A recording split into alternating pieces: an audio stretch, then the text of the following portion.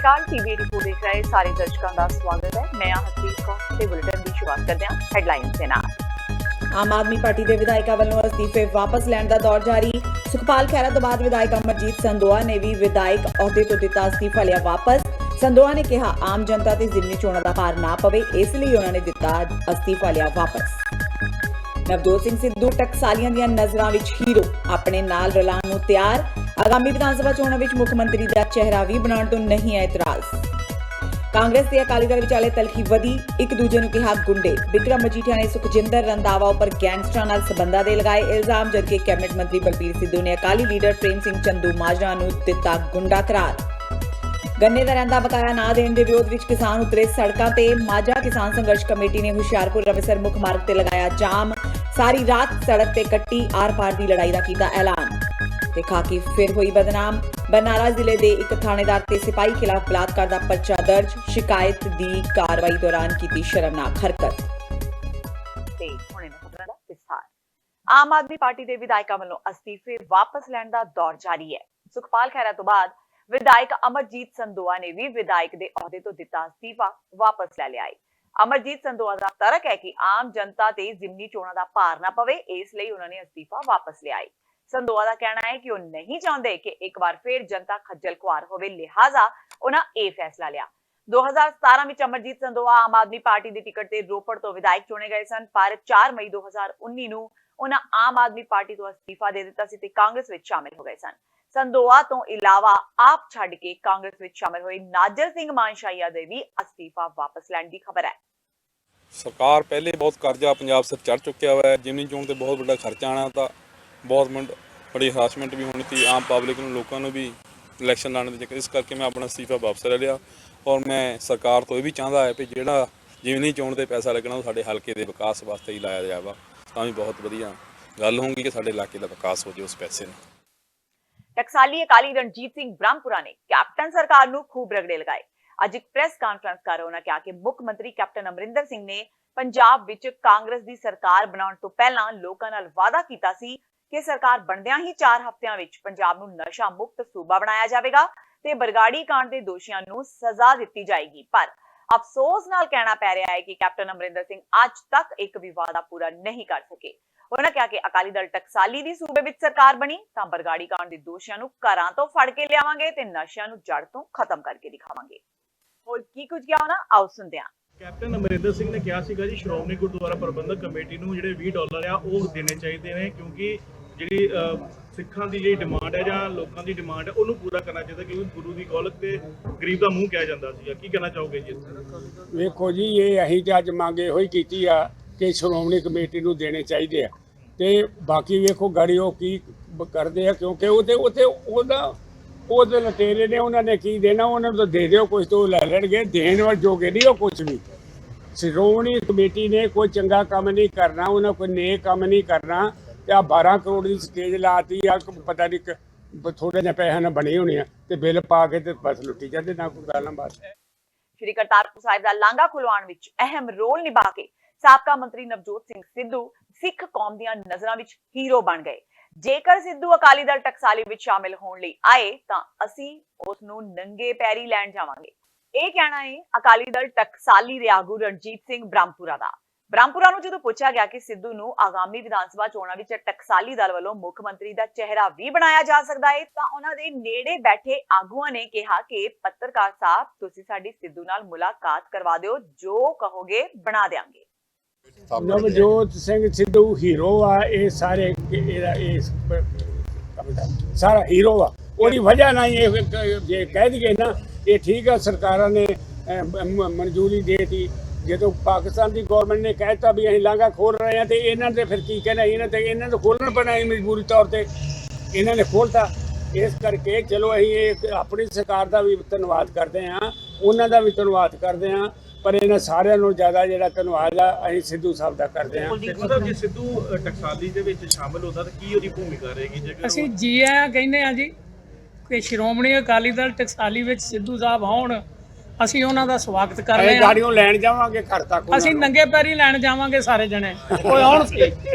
ਹਾਂਜੀ, ਇਹ ਤਾਂ ਆ ਜਦੋਂ ਤਾਂ ਉਹਨਾਂ ਨਾਲ ਜਾਣਨਾ ਹੁਣ ਬੈਠ ਕੇ ਇੰਨੀਆਂ ਗੱਲ ਗੱਲਾਂ ਥੋੜੋ ਕਰਾਂਗੇ, ਪਹਿਲਾਂ ਹੀ ਕੀਤੀਆਂ ਜਾ ਸਕਦੀਆਂ। ਉਹਨਾਂ ਨਾਲ ਬਹਿ ਕੇ ਗੱਲ ਬੈਠੇ ਕਰਾਂਗੇ। ਭਰਾ। ਸਾਨੂੰ ਮਿਲਾਓ ਤੇ ਸਹੀ। ਹਾਂ ਨਹੀਂ ਪਹਿਲਾਂ ਆ ਤੇ ਜਾਣਨਾ ਆਉਣ ਤਾਂ ਉਹਨੇ ਵੀ ਸਾਰੀਆਂ ਗੱਲਾਂ ਕਹਾਉਂ।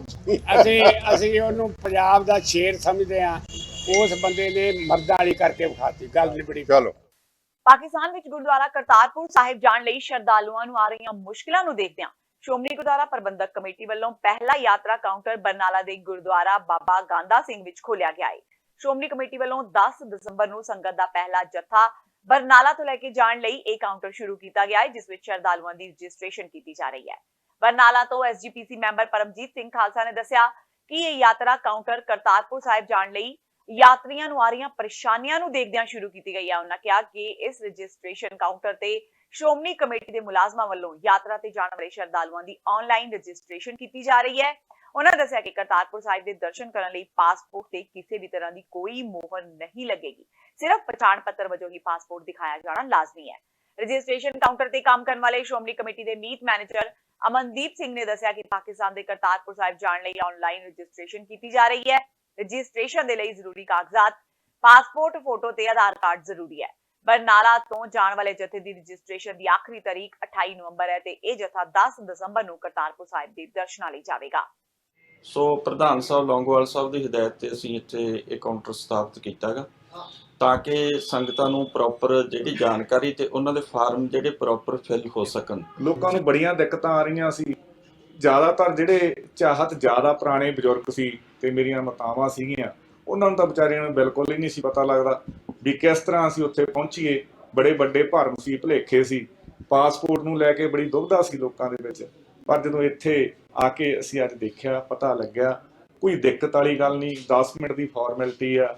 ਪਾਸਪੋਰਟ, ਓਰੀਜਨਲ, ਆਧਾਰ ਕਾਰਡ ਪਹਿਲਾਂ ਦੱਸਿਆ ਹੀ ਗਿਆ ਤੇ ਇਹ ਡਾਕੂਮੈਂਟ ਲੈ ਕੇ ਆਉਣਾ, 10 ਮਿੰਟ ਦੇ ਵਿੱਚ ਫਾਰਮ ਫਿਲ ਕੀਤਾ ਜਾਂਦਾ। ਫ੍ਰੀ ਸੇਵਾ ਜਿਹੜੀ ਇਹ ਐਸਜੀਪੀਸੀ ਵੱਲੋਂ, ਖਾਲਸਾ ਜੀ ਵੱਲੋਂ ਇੱਥੇ ਕਾਊਂਟਰ ਲਾ ਕੇ ਕੀਤੀ ਗਈ ਆ। ਜਿਹੜੀ ਇੱਥੇ ਇੱਕ ਖਾਸ ਗੱਲ ਹੋਰ ਆ ਜੀ, ਜਿਹੜੀ ਆਪਾਂ ਬਾਹਰ ਰਜਿਸਟ੍ਰੇਸ਼ਨ ਜੇ ਕੋਈ ਆਨਲਾਈਨ ਆਪਦੇ ਫੋਨ ਤੋਂ ਜਾਂ ਘਰੋਂ ਬੈਠ ਕੇ ਕਰਦਾ ਸੀ, ਉਹਦੇ 'ਚ ਪ੍ਰੋਬਲਮ ਆਉਂਦੀ ਸੀ, ਦਿੱਕਤਾਂ ਆਉਂਦੀਆਂ ਸੀ ਤੇ ਉਹ ਉੱਥੇ ਜਾ ਕੇ ਰਿਜੈਕਟ ਹੋ ਜਾਂਦੇ ਸੀ। ਇੱਥੇ ਖਾਸ ਆ, ਤੁਹਾਡਾ ਅਪਲੋਡ ਹੋ ਕੇ ਸਾਰਾ ਡਾਟਾ ਜਿਹੜਾ ਬਾਇਓ ਡਾਟਾ ਗਾ, ਪਾਸਪੋਰਟ ਦਾ ਤੇ ਹੋਰ ਆ, ਉਹ ਜਦੋਂ ਇੱਥੇ ਕਲੀਅਰੈਂਸ ਮਿਲ ਜਾਂਦੀ ਆ, ਨਾਲ ਦੀ ਨਾਲ ਖੜੇ ਖੜੇ ਪੁਲਿਸ ਦੀ ਵੈਰੀਫਿਕੇਸ਼ਨ ਵੀ ਹੋ ਜਾਂਦੀ ਆ, ਕਾਲ ਆ ਜਾਂਦੀ ਆ। ਸ਼੍ਰੀ ਅਕਾਲ ਤਖ਼ਤ ਸਾਹਿਬ ਦੇ ਕਾਰਜਕਾਰੀ ਜਥੇਦਾਰ ਗਿਆਨੀ ਹਰਪ੍ਰੀਤ ਸਿੰਘ ਨੇ ਇੱਕ ਸਿੱਖ ਲੜਕੀ ਨੂੰ ਕਿਰਪਾਨ ਅਤੇ ਕੜਾ ਪਾਇਆ ਹੋਣ ਕਾਰਨ ਇਮਤਿਹਾਨ ਵਿੱਚ ਬੈਠਣ ਤੋਂ ਰੋਕਣ ਦੀ ਘਟਨਾ ਦੀ ਸਖਤ ਸ਼ਬਦਾਂ ਵਿੱਚ ਨਿੰਦਾ ਕੀਤੀ ਹੈ। ਜਥੇਦਾਰ ਨੇ ਕਿਹਾ ਕਿ ਸਿੱਖਾਂ ਨਾਲ ਵਾਪਰ ਰਹੀਆਂ ਅਜਿਹੀਆਂ ਘਟਨਾਵਾਂ ਅਤ ਨਿੰਦਣਯੋਗ ਨੇ ਤੇ ਇਸ ਲਈ ਸ਼੍ਰੋਮਣੀ ਕਮੇਟੀ ਨੂੰ ਲਿਖਤੀ ਤੌਰ ਤੇ ਭੇਜ ਕੇ ਕੇਂਦਰ ਸਰਕਾਰ ਨਾਲ ਗੱਲਬਾਤ ਕਰਨ ਲਈ ਆਖਿਆ ਗਿਆ ਹੈ। ਦੱਸ ਦਈਏ ਕਿ ਸੋਸ਼ਲ ਮੀਡੀਆ ਤੇ ਇੱਕ ਵੀਡੀਓ ਵਾਇਰਲ ਹੋਈ ਸੀ, ਜਿਸ ਵਿੱਚ ਇੱਕ ਸਿੱਖ ਲੜਕੀ ਦੱਸ ਰਹੀ ਹੈ ਕਿ ਉਹ ਪੇਪਰ ਦੇਣ ਆਈ ਸੀ, ਪਰ ਉਸਨੂੰ ਇਮਤਿਹਾਨ ਵਿੱਚ ਬੈਠਣ ਲਈ ਅੰਦਰ ਨਹੀਂ ਜਾਣ ਦਿੱਤਾ ਗਿਆ ਕਿਉਂਕਿ ਉਸਨੇ ਕਿਰਪਾਨ ਪਾਈ ਹੋਈ ਸੀ। ਲੜਕੀ ਨੇ ਦੱਸਿਆ ਕਿ ਉਸਨੂੰ ਕਿਹਾ ਗਿਆ ਹੈ ਕਿ ਇਮਤਿਹਾਨ ਵਿੱਚ ਬੈਠਣ ਲਈ ਪਹਿਲਾਂ ਅਦਾਲਤ ਤੋਂ ਹੁਕਮ ਲੈ ਕੇ ਆਓ। ਸ਼੍ਰੀ ਅਕਾਲ ਤਖ਼ਤ ਸਾਹਿਬ ਦੇ ਜਥੇਦਾਰ ਨੇ ਕਿਹਾ ਕਿ ਇਹ ਬੜੀ ਮੰਦਭਾਗੀ ਘਟਨਾ ਹੈ ਤੇ ਅਜਿਹੀਆਂ ਘਟਨਾਵਾਂ ਵਾਰ-ਵਾਰ ਵਾਪਰਨ ਤੋਂ ਰੁਕਣ ਲਈ ਸ਼੍ਰੋਮਣੀ ਕਮੇਟੀ ਨੂੰ ਕੇਂਦਰ ਸਰਕਾਰ ਨਾਲ ਗੱਲਬਾਤ ਕਰਨ ਲਈ ਕਿਹਾ ਗਿਆ ਹੈ। ਤੁਸੀਂ ਸਾਰੇ ਦੇਖ ਸਕਦੇ ਹੋ ਅਬਿਨਾ ਪਬਲਿਕ ਸਕੂਲ ਪਿਤਮਪੁਰਾ ਸੀਯੂ ਬਲਾਕ ਇਧਰ ਡੀਐਸਐਸਬੀ ਦਾ ਐਗਜ਼ਾਮ ਹੋਣਾ ਹੈਗਾ। ਮੈਂ ਹਰਲੀਨ ਕੌਰ ਇਧਰ ਪੇਪਰ ਦੇਣ ਵਾਸਤੇ ਆਈ ਸੀ। ਮੈਨੂੰ ਇਧਰ ਪੇਪਰ ਦੇਣ ਵਾਸਤੇ ਮਨਾ ਕੀਤਾ ਗਿਆ ਹੈ। ਕਹਿ ਰਹੇ ਨੇ ਜਾਂ ਤੇ ਕਿਰਪਾਨ ਲਾਓ ਆਪਣੀ, ਜੇ ਤੇ ਇਹਨੇ ਟੇਪ ਵੀ ਲਾਈ ਹੈ, ਤੁਸੀਂ ਆਪ ਦੇਖ ਸਕਦੇ ਹੋ। ਇਹਨਾਂ ਨੇ ਕਿਰਪਾਨ ਤੇ ਇਹ ਮੇਰੇ ਕੜੇ ਤੇ ਟੇਪ ਲਗਾਈ ਹੈ ਤਾਂ ਕਿ ਇਹ ਮੈਟਲ ਡਿਟੈਕਟਰ ਨਾਲ ਜੋ ਇਹਨਾਂ ਨੇ ਚੈਕਿੰਗ ਕਰਨੀ ਸੀ ਇਹ ਕਰ ਸਕਣ।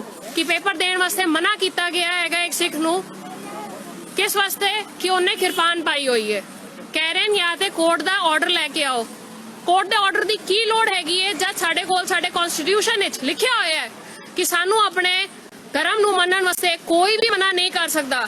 ਤੇ ਸਾਡਾ ਧਰਮ ਅਗਰ ਕਹਿੰਦਾ ਹੈਗਾ ਕਿ ਕਿਰਪਾਨ ਪਾਣੀ ਹੈ ਤੇ ਫਿਰ ਇਸ ਗੱਲ ਨੂੰ ਕੋਈ ਕਿਵੇਂ ਮਨਾ ਕਰ ਸਕਦਾ ਹੈ? ਕੋਈ ਅਥਾਰਟੀ, ਕੋਈ ਵੀ ਸਰਕਾਰੀ ਅਥਾਰਟੀ ਸਾਡੇ ਕਨਸਟੀਟਿਊਸ਼ਨ ਨਾਲੋਂ ਵੱਡੀ ਹੋ ਗਈ। ਕਾਂਗਰਸ ਅਤੇ ਅਕਾਲੀ ਦਲ ਵਿਚਾਲੇ ਤਲਖੀ ਇੰਨੀ ਵੱਧ ਗਈ ਹੈ ਕਿ ਇੱਕ ਦੂਜੇ ਨੂੰ ਗੁੰਡੇ ਤੇ ਕਾਤਲ ਤੱਕ ਕਹਿ ਰਹੇ ਨੇ। ਅੱਜ ਅਕਾਲੀ ਲੀਡਰ ਬਿਕਰਮ ਸਿੰਘ ਮਜੀਠੀਆ ਨੇ ਕਾਂਗਰਸੀ ਮੰਤਰੀ ਸੁਖਜਿੰਦਰ ਸਿੰਘ ਰੰਧਾਵਾ ਉੱਪਰ ਗੈਂਗਸਟਰਾਂ ਨਾਲ ਸਬੰਧਾਂ ਦੇ ਇਲਜ਼ਾਮ ਲਗਾਉਂਦਿਆਂ ਕਿਹਾ ਕਿ ਢਿਲਵਾਂ ਦੇ ਸਾਬਕਾ ਸਰਪੰਚ ਦੇ ਕਾਤਲਾਂ ਨੂੰ ਰੰਧਾਵਾ ਦੀ ਹੀ ਸ਼ੈ ਹੈ। ਉਹਨਾਂ ਕਿਹਾ ਕਿ ਇਹ ਕਤਲ ਸਿਆਸੀ ਰੰਜਿਸ਼ ਤਹਿਤ ਕੀਤਾ ਗਿਆ ਹੈ। ਮਜੀਠੀਆ ਨੇ ਕਿਹਾ ਕਿ 2004 ਵਿੱਚ ਲੋਕ ਸਭਾ ਚੋਣਾਂ ਦੌਰਾਨ ਝਗੜਾ ਹੋਇਆ ਸੀ, ਜਿਸ ਵਿੱਚ ਰੰਧਾਵਾ ਦੀ ਪੱਗ ਲੱਥ ਗਈ ਸੀ। ਉਸ ਵੇਲੇ ਰੰਧਾਵਾ ਨੇ ਦਲਬੀਰ ਸਿੰਘ ਤੇ ਉਸ ਦੇ ਪਿਤਾ ਸੰਤ ਸਿੰਘ ਨੂੰ ਜ਼ਿੰਮੇਵਾਰ ਠਹਿਰਾਇਆ ਸੀ। ਉਹ ਬਦਲਾ ਲੈਣ ਲਈ ਹੀ ਦਲਬੀਰ ਦਾ ਕਤਲ ਕੀਤਾ ਗਿਆ ਹੈ। ਉਧਰ ਕੈਬਨਿਟ ਮੰਤਰੀ ਬਲਬੀਰ ਸਿੰਘ ਸਿੱਧੂ ਨੇ ਅਕਾਲੀ ਲੀਡਰ ਪ੍ਰੇਮ ਸਿੰਘ ਚੰਦੂਮਾਜਰਾ ਨੂੰ ਗੁੰਡਾ ਕਰਾਰ ਦੇ ਦਿੱਤਾ। ਦਰਅਸਲ ਚੰਦੂ ਮਾਜਰਾ ਵੱਲੋਂ ਸਿੱਧੂ ਦੇ ਹਲਕੇ ਮੋਹਾਲੀ ਵਿੱਚ ਗੁੰਡਾ ਟੈਕਸ ਵਸੂਲਣ ਦਾ ਇਲਜ਼ਾਮ ਲਗਾਇਆ ਗਿਆ। ਇਸ ਬਾਰੇ ਸਿੱਧੂ ਨੇ ਕਿਹਾ ਕਿ ਚੰਦੂ ਮਾਜਰਾ ਦੇ ਆਪਣੇ ਕ੍ਰੈਸ਼ਰ ਚੱਲਦੇ ਨੇ ਤੇ ਸਰਕਾਰ ਨੇ ਕੋਈ ਗੁੰਡਾ ਟੈਕਸ ਨਹੀਂ ਲਗਾਇਆ। ਤੁਸੀਂ ਨਾ ਅਸਲ 'ਚ ਜੋ ਕੁਛ ਉਹ ਕਹਿੰਦੇ ਆ ਤੁਸੀਂ ਉਹਨਾਂ ਨੂੰ ਇੰਨਾ ਵੀ ਸੱਚ ਦਾ ਪੁਜਾਰੀ ਨਾ ਸਮਝ ਲਿਓ, ਲੋਕ ਜਾਣਦੇ ਉਹਨੂੰ ਚੰਗੀ ਤਰ੍ਹਾਂ। ਪਹਿਲੀ ਗੱਲ ਤਾਂ ਤੁਸੀਂ ਇਹ ਜਾ ਕੇ ਪਤਾ ਕਰੋ ਉੱਥੇ, ਇਹ ਬਿਲਕੁਲ ਗੱਲ ਠੀਕ ਹੈ ਔਰ ਇਹ ਪਰਿਵਾਰ ਨੇ ਵੀ ਕੱਲ ਗੱਲ ਮੀਡੀਆ ਨੂੰ ਕਹੀ ਹੈ ਕਿ ਸਾਡਾ ਇਹਨਾਂ ਬੰਦਿਆਂ ਨਾਲ ਕੋਈ ਇਹੋ ਜਿਹਾ ਰੌਲਾ ਹੀ ਨਹੀਂ।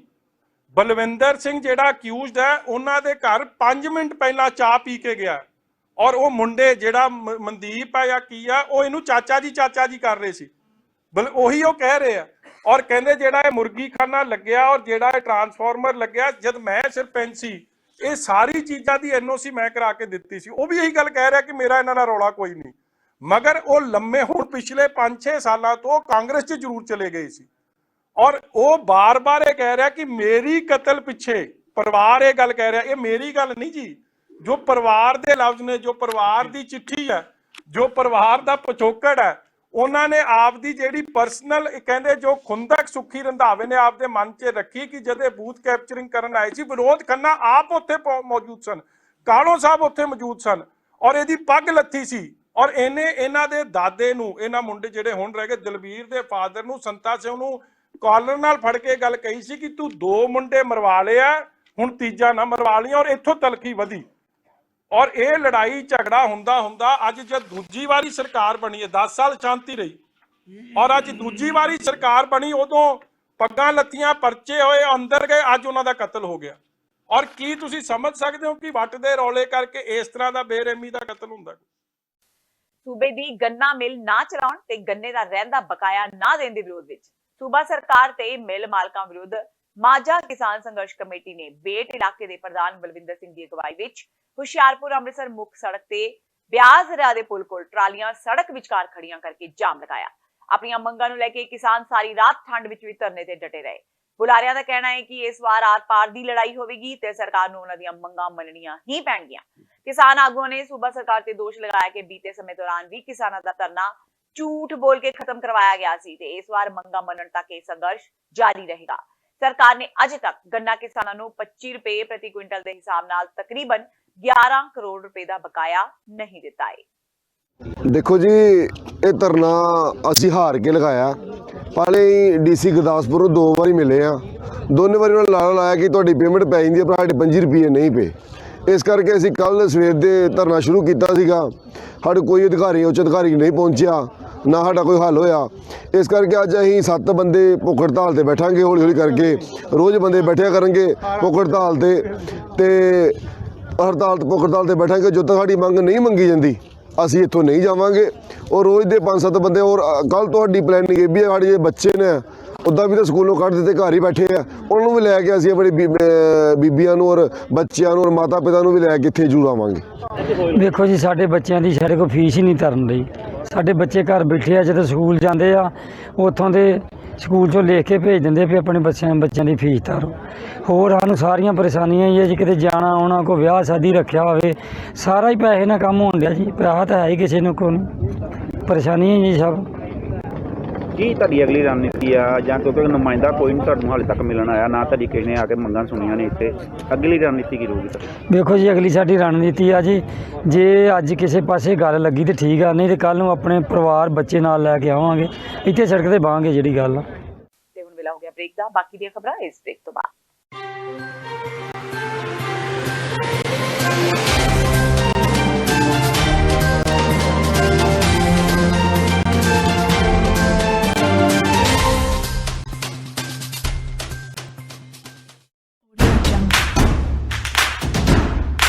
Guru Palace presents Shagun Banquet. Exclusive features: wedding party hall with decent seating capacity, spacious parking, lavishly designed interiors with traditional touch, mini hall for corporate and small functions, best in-house catering. Shagun for all occasions. Call 732-398-9022.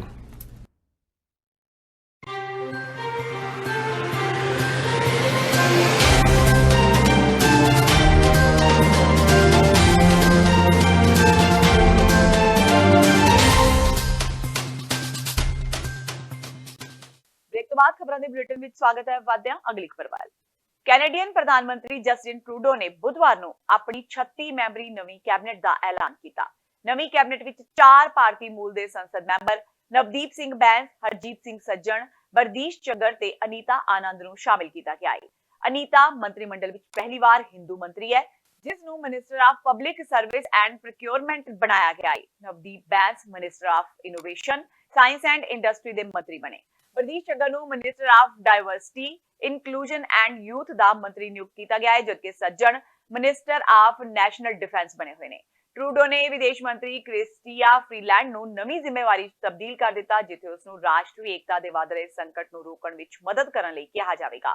Freeland ਅੰਤਰ ਸਰਕਾਰੀ ਮਾਮਲਿਆਂ ਦਾ ਮੰਤਰੀ ਬਣੇ ਤੇ ਉਹ ਉਪ ਪ੍ਰਧਾਨ ਮੰਤਰੀ ਦੀ ਭੂਮਿਕਾ ਵੀ ਨਿਭਾਉਣਗੇ।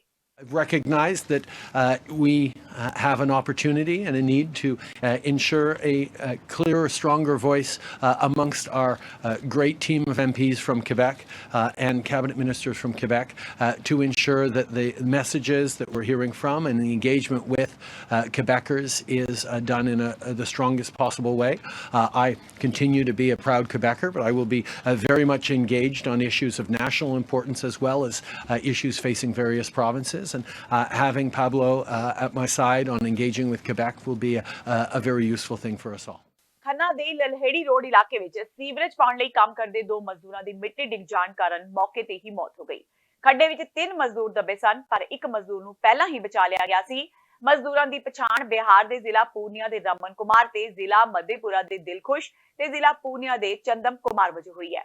ਮਜ਼ਦੂਰ ਰਮਨ ਕੁਮਾਰ ਨੂੰ ਤੁਰੰਤ ਹੀ ਬਚਾ ਲਿਆ ਗਿਆ। ਪੁਲਿਸ ਨੇ 2 ਮਜ਼ਦੂਰਾਂ ਦੀ ਮੌਤ ਵਿੱਚ ਲਾਪਰਵਾਹੀ ਵਰਤਣ ਦੇ ਦੋਸ਼ ਵਿੱਚ ਠੇਕੇਦਾਰ ਖਿਲਾਫ ਕੇਸ ਦਰਜ ਕੀਤਾ ਹੈ। ਮਜ਼ਦੂਰ ਬਿਨਾਂ ਕਿਸੇ ਸੁਰੱਖਿਆ ਯੰਤਰਾਂ ਦੇ ਕੰਮ ਕਰ ਰਹੇ ਸਨ। ਜ਼ਿਲ੍ਹਾ ਪ੍ਰਸ਼ਾਸਨ ਤੇ ਪੁਲਿਸ ਵੱਲੋਂ ਖੰਨਾ ਵਿੱਚ ਬਚਾਅ ਮੁਹਿੰਮ ਚਲਾਈ ਗਈ ਸੀ, ਪਰ 2 ਪ੍ਰਵਾਸੀ ਮਜ਼ਦੂਰਾਂ ਦੀ ਮੌਤ ਹੋ ਗਈ। ਪੁਲਿਸ ਨੇ ਥਾਂ ਨੂੰ ਕਬਜ਼ੇ ਵਿੱਚ ਲੈ ਲਿਆ ਹੈ। ਬਰਨਾਲਾ ਜ਼ਿਲ੍ਹੇ ਵਿੱਚ ਪੁਲਿਸ ਵਾਲਿਆਂ ਨੇ ਖਾਕੀ ਨੂੰ ਇੱਕ ਵਾਰ ਫੇਰ ਬਦਨਾਮ ਕਰ ਦਿੱਤਾ। ਬਰਨਾਲਾ ਦੇ ਟੱਲੇਵਾਲ ਥਾਣੇ ਵਿੱਚ ਤਾਇਨਾਤ ਇੱਕ ASI ਕਾਂਸਟੇਬਲ ਤੇ ਇੱਕ ਹੋਰ ਵਿਅਕਤੀ ਨੇ ਇੱਕ ਔਰਤ ਨਾਲ ਜਬਰ ਜਨਾਹ ਕੀਤਾ। ਬਰਨਾਲਾ ਦੇ SSP ਹਰਜੀਤ ਸਿੰਘ ਨੇ ਦੱਸਿਆ ਕਿ ਪੀੜਤ ਔਰਤ ਨੇ ਉਸ ਨੂੰ ਸ਼ਿਕਾਇਤ ਭੇਜੀ ਸੀ ਕਿ ਉਸ ਨਾਲ ਇੱਕ ASI ਤੇ ਸਿਪਾਹੀ ਤੇ ਇੱਕ ਹੋਰ ਵਿਅਕਤੀ ਨੇ ਜਬਰ ਜਨਾਹ ਕੀਤਾ, ਜਿਸ ਤੋਂ ਬਾਅਦ ਪੁਲਿਸ ਨੇ ਮੁਲਜ਼ਮ ASI ਬਲਦੇਵ ਸਿੰਘ, ਸਿਪਾਹੀ ਤਰਨ ਕੁਮਾਰ ਤੇ ਇੱਕ ਹੋਰ ਵਿਅਕਤੀ ਖਿਲਾਫ ਥਾਣਾ ਟੱਲੇਵਾਲ ਵਿਖੇ ਬਲਾਤਕਾਰ ਦਾ ਕੇਸ ਦਰਜ ਕਰਕੇ ਜਾਂਚ ਸ਼ੁਰੂ ਕੀਤੀ ਤੇ ਦੋਸ਼ੀ ASI ਬਲਦੇਵ ਸਿੰਘ ਤੇ ਇੱਕ ਹੋਰ ਵਿਅਕਤੀ ਨੂੰ ਗ੍ਰਿਫਤਾਰ ਕੀਤਾ, ਜਦਕਿ ਸਿਪਾਹੀ ਤਰਨ ਕੁਮਾਰ ਅਜੇ ਫਰਾਰ ਹੈ। ਸਰ ਜੀ ਇਹ ਮਤਲਬ ਕਿ ਮੇਰੇ ਨਾਲ ਜ਼ਬਰਦਸਤੀ ਜੀ 307 ਦਾ ਪਰਚਾ ਹੋਇਆ ਸੀਗਾ ਜੀ ਕਸ਼ਮੀਰ ਸਿੰਘ ਤੇ ਪਿੰਡ ਭਾਈ ਰੂਪਾ ਜੀ। ਉਦੋਂ ਬਾਅਦ ਸਰ ਉਹ ਜਦੋਂ ਤੋਂ ਪਰਚਾ ਹੋ ਗਿਆ 8:30 ਵਜੇ ਨਾਲ ਸਾਰੇ ਮੁਲਾਜ਼ਮ ਚਲੇ ਗਏ ਜੀ ਆਪੋ ਆਪਣੇ ਘਰਾਂ ਨੂੰ। ਉਹਨਾਂ ਤੇ ਪਰਚਾ ਦਰਜ ਹੋ ਗਿਆ ਸੀਗਾ ਤੇ ਉਹ ਮੌਕੇ ਤੋਂ ਫਰਾਰ ਸੀਗੇ। ਉਦੋਂ ਬਾਅਦ ਜਦੋਂ ਸਾਰਾ ਕੁਝ ਸ਼ਾਂਤ ਹੋ ਗਿਆ ਕਿ 10:30 ਵਜੇ ਬਲਦੇਵ ਥਾਣੇਦਾਰ ਤੇ ਤਰਨ ਕੁਮਾਰ ਸਰ ਇਹ ਸਾਡੇ ਘਰ ਆਏ। 10:30 ਵਜੇ ਮੈਨੂੰ ਕਹਿੰਦੇ ਕਿ ਤੁਹਾਡੇ ਬਿਆਨ ਲੈਣੇ ਆ ਤੇ ਤੁਸੀਂ ਸਾਡੇ ਨਾਲ ਚੱਲੋ ਪਟਿਆਲੇ। ਸਰ ਮੈਂ ਘਰੇ ਇਕੱਲੀ ਹੋਣ ਕਾਰਨ ਇੱਕ ਮੇਰਾ ਤਾਇਆ ਰਹਿੰਦਾ ਜੀ ਮੇਰੇ ਕੋਲ ਤੇ ਜੀ ਤਾਏ ਕੋਲ ਬੱਚੇ ਛੱਡ ਕੇ ਮੈਂ ਆਪਦੇ ਇਹਨਾਂ ਦੇ ਨਾਲ ਚਲੀ ਗਈ ਜੀ। ਜਦੋਂ 2:30 ਵਜੇ ਵਾਪਸ ਆਈ ਜੀ, ਆਉਂਦੇ ਹੋਏ ਨੇ ਜੀ ਇਹਨਾਂ ਨੇ ਪੈਗ ਪੁੱਗ ਲਾਇਆ ਜੀ, ਮੈਨੂੰ ਵੀ ਪੀਣ ਨੂੰ ਕੋਲਡ ਡਰਿੰਕ ਵਗੈਰਾ ਦਿੱਤੀ ਜੀ। ਉਦੋਂ ਬਾਅਦ ਸਾਰੇ ਜਦੋਂ ਫਸਟ ਟੋਲ ਪਲਾਜ਼ਾ ਹੁੰਦਾ ਜੀ, ਉਦੋਂ ਬਾਅਦ ਜੀ ਇਹਨਾਂ ਨੇ ਕੀ ਕੀਤਾ ਜੀ, ਜਿਹੜਾ ਬਲਦੇਵ ਸਿੰਘ ਥਾਣੇਦਾਰ ਹੈ ਜੀ ਇਹ ਗੱਡੀ ਚਲਾਉਣ ਲੱਗ ਗਿਆ ਜੀ, ਤਰਨ ਪਿੱਛੇ ਆ ਗਿਆ ਜੀ ਬੈਕ ਤੇ। ਸਰ ਤਰਨ ਨੇ ਮੇਰੇ ਨਾਲ ਕੁੱਟਮਾਰ ਕੀਤੀ ਤੇ ਮੇਰੇ ਨਾਲ ਰੇਪ ਕਰਨ ਦੀ ਕੋਸ਼ਿਸ਼ ਕੀਤੀ ਸਰ। ਉਦੋਂ ਬਾਅਦ ਉਹਨਾਂ ਨੇ ਮੇਰੇ ਨਾਲ ਕਾਫੀ ਕੁੱਟਮਾਰ ਤੋਂ ਬਾਅਦ ਸਰ ਤਰਨ ਕੁਮਾਰ ਨੇ ਜੀ ਮੇਰੇ ਨਾਲ ਰੇਪ ਕੀਤਾ ਚੱਲਦੀ ਗੱਡੀ 'ਚ। ਅਗਲੇ ਟੋਲ ਪਲਾਜ਼ਾ ਆਉਣ ਤੋਂ ਪਹਿਲਾਂ ਤਰਨ ਕੁਮਾਰ ਪਿੱਛੇ ਅੱਗੇ ਡਰਾਈਵਰ ਸਾਈਡ ਚਲਿਆ ਗਿਆ ਜੀ ਤੇ ਬਲਦੇਵ ਸਿੰਘ ਮੇਰੇ ਪਿੱਛੇ ਆ ਗਿਆ ਜੀ, ਪਿੱਛੇ ਬਹਿ ਗਿਆ ਜੀ ਮੇਰੇ ਨਾਲ। ਉਦੋਂ ਬਾਅਦ ਸਰ ਫਿਰ ਇਹ ਅਸੀਂ ਚੱਲਦੀ ਗੱਡੀ 'ਚ ਸਾਰੇ ਮੇਰੇ ਨਾਲ ਸ਼ਰਾਰਤਾਂ ਵਗੈਰਾ ਕਰਦਾ ਆਇਆ ਸਰ। ਇਹਨਾਂ ਨੇ ਮੈਨੂੰ ਪਹਿਨਣ ਨੂੰ ਕੱਪੜੇ ਵੀ ਨਹੀਂ ਸੀ ਦਿੱਤੇ। ਇਹ ਸਾਡੇ ਦਫ਼ਤਰ ਇੱਥੇ ਇੱਕ ਪੀੜਤਾ ਵੱਲੋਂ ਦਰਖਾਸਤ ਦਿੱਤੀ ਗਈ ਸੀ, ਜਿਹਦੇ ਵਿੱਚ ਕਿ ਇੱਕ ASI ਔਰ ਹੈੱਡ ਕਾਂਸਟੇਬਲ ਤੇ ਇੱਕ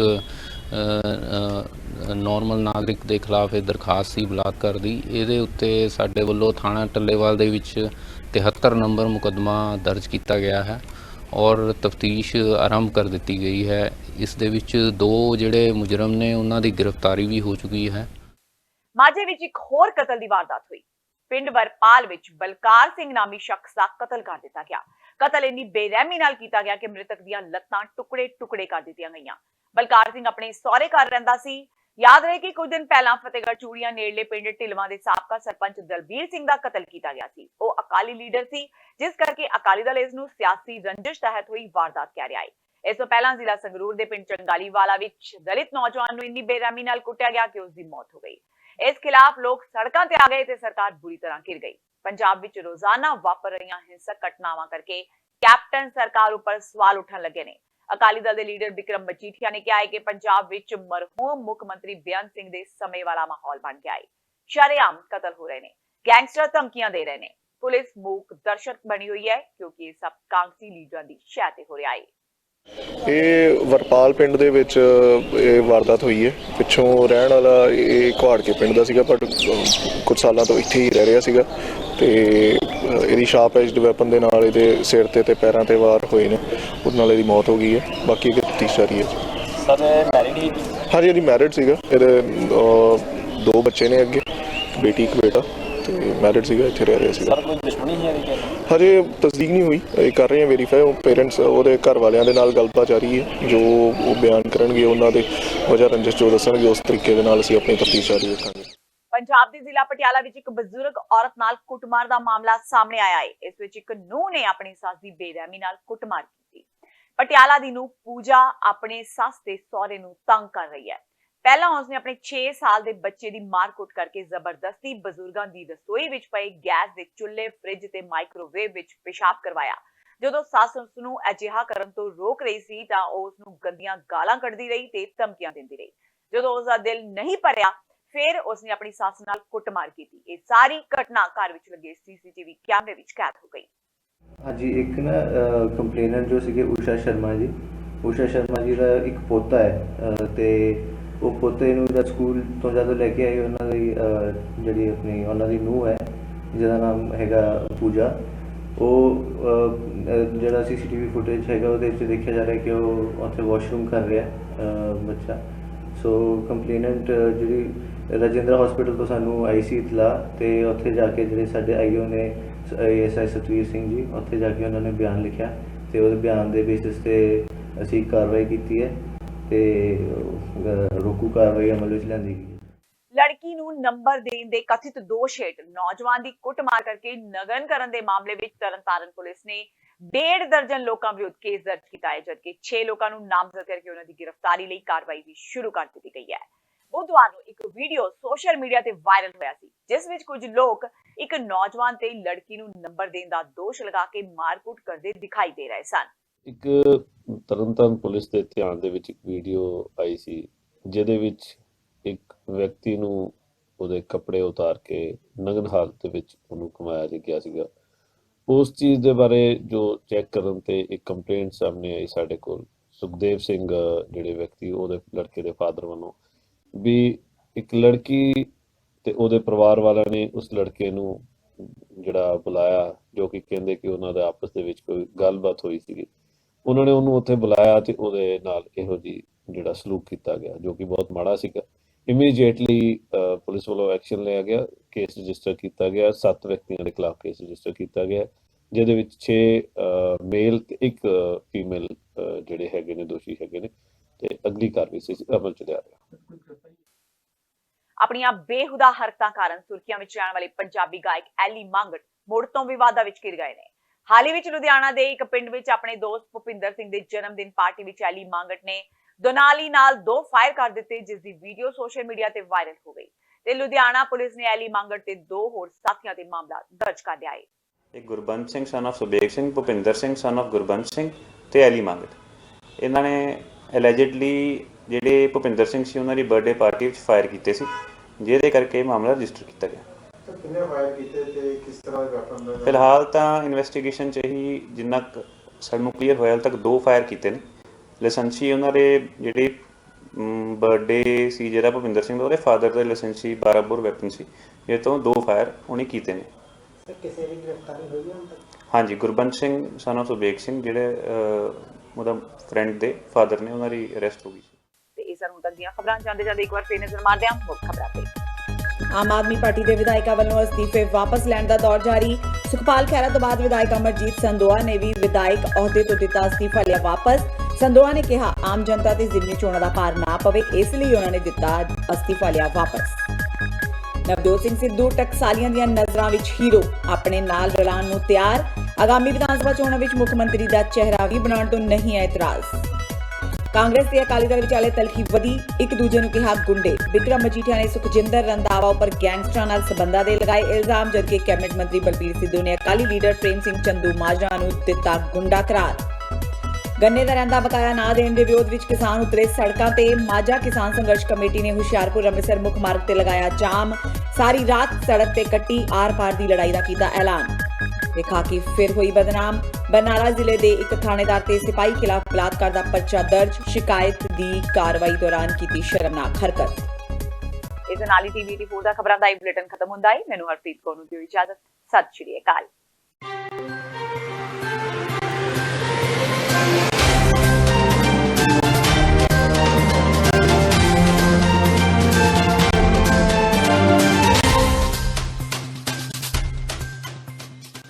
ਕੀ ਤੁਸੀਂ